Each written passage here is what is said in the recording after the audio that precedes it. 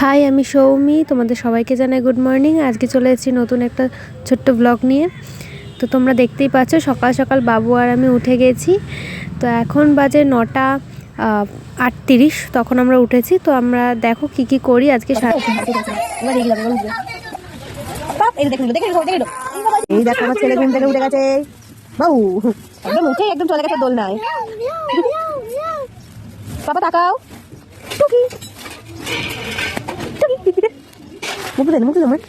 চুমু খায়নি একদম ধরে ধরে। আমার ছেলে বড্ড পেকে গেছে। টাকা বান্ধব কতটা পেকেছ বাবা? কতটা পেকেছিস? কতটা পেকেছি?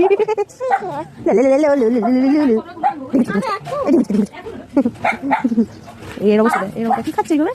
রুটি কলা ওইভাবে? এই তুই খাবি রুটি কলা?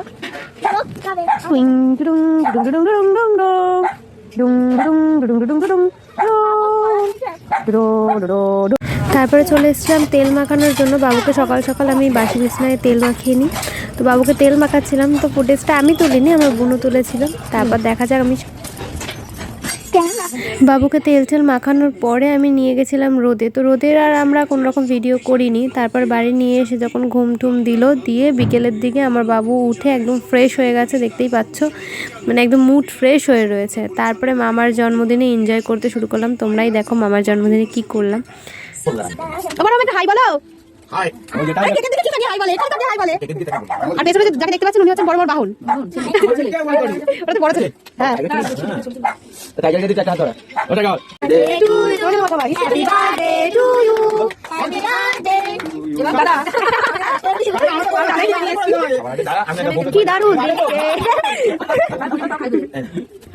ও দেখছে কিন্তু আমার ছেলে এই না, ও দিয়ে দিও না।